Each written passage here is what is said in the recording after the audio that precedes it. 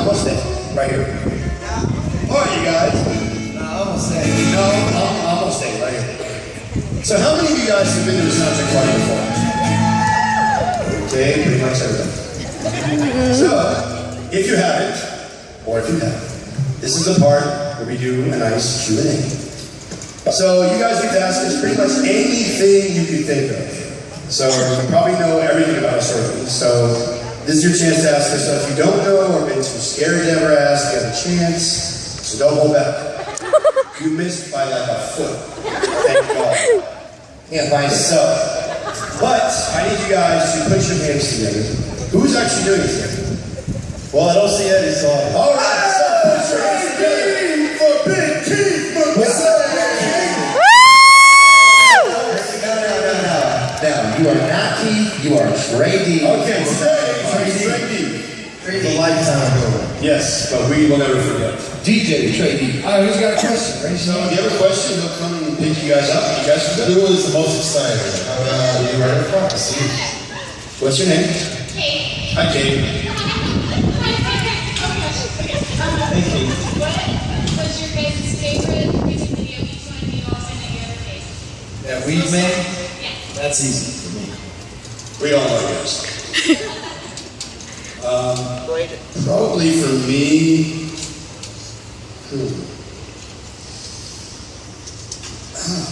I know. Yeah, please. I'm drawing a blank. Baker for me. Baker. The song Baker. Baker. Yes! Baker! Baker. That's Baker. You got an unreleased track. You got I'll give you a little inside information. We had to actually hire the Yakuza to actually allow us to film that. I don't know if you know who the Yakuza are. They're basically Japanese mafia crowd in order to film that music video in Japan, because we had to get approval to go to the different locations to film. So that was our favorite. For me, was, if you count 8 days into the future, will be June 15th. And that will be our 17th anniversary for As Long As You Love Me. And it's Father's Day. And I know why. Because he met his wife on that video shoot. Yes. It's going to be my 17th anniversary. Mine's probably not completely true, but I really can't pick one, so I'm just going to go with it. I did enjoy Larger Than Life. Just because, we all got to, it was our most expensive video with all the CGI and the big dance sequence and all the cool costumes that we had. And I'll never forget, we watched the first edit, if my memory's right, and if it's not, please correct me. We watched the first edit at Versace in Italy on a VHS tape at the Versace store upstairs. I don't know if I'm going to tell this though, but they sent us a VHS tape and we watched it in Italy for the first time. So that would be mine. And Howard? Howard? Mine would be Backstreet Back. That video to me, we spent a lot of money on it. And we had to, it was actually back in those days we had budgets to spend a lot of money on videos. That one and Larger Than Life, but I think it was the first time we ventured outside the box and doing something of the normal, what we had in the past with boy band kind of videos. It was kind of cool. We had, kind of paid homage to Michael Jackson with the whole Thriller thing. We're all big fans of Michael Jackson, and that whole horror makeup thing was kind of really cool.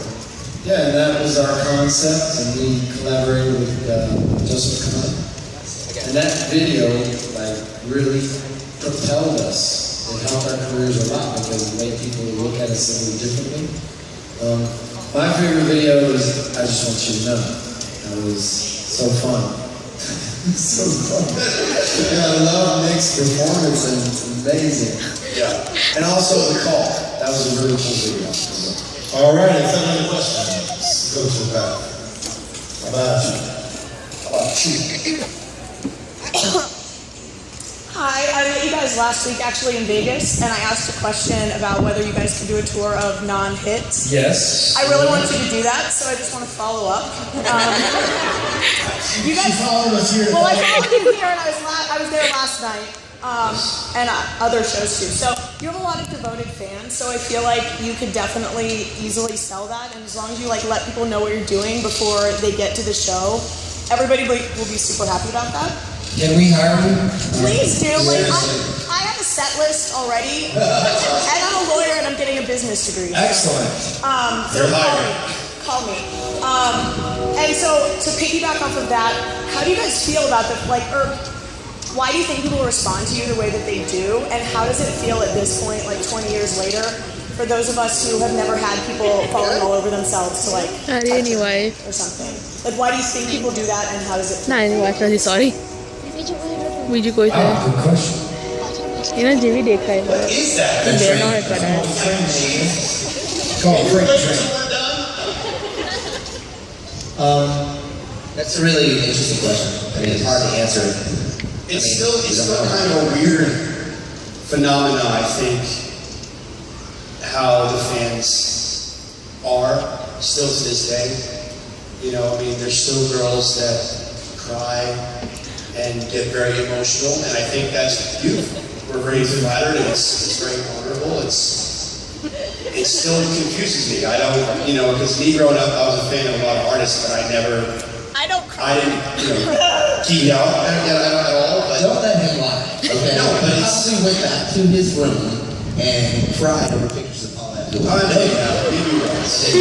was the head of her fan club before. Anyway, Two-person thing. no, but it's still amazing to see, especially a lot of the older fans that have been here since day one, still here, bringing their families now, starting a whole new generation of Backstreet Boy fans. It's overwhelming, you know. I mean, we are very fortunate. I think it's a testament to the power of music. Because music connects with us. I feel like music connects with me emotionally. It moves me emotionally. Sometimes it makes me sad. Sometimes it makes me happy. Sometimes it makes me want to dance. It takes me to another place. It is an escape. And I think our music, especially our old music, it's like a snapshot of a moment in people's lives that they can remember that takes them back. I remember I was a huge fan of Prince growing up, and I never got to see him in his heyday. I saw him finally. He said he was never going to play his greatest hits again, and this was the last tour he was going to do it. So I'm like, I've got to somehow find him and watch him and see him. And when I did, I wasn't a sucker. Well, he since reneged on that. He's still playing his hits, but he said he wasn't going to. So I went and saw him, and when he came out on stage and did Purple Rain, I cried. You know, a grown man. You know, that's how I am. Music is powerful. So I don't know if it's so much us, but I think our voices together with our songs connects emotionally. Yeah, that's a long answer. You know, I just have one quick thing to add to that. Looking back on the things I've done, you know, I was trying to do something, play my part.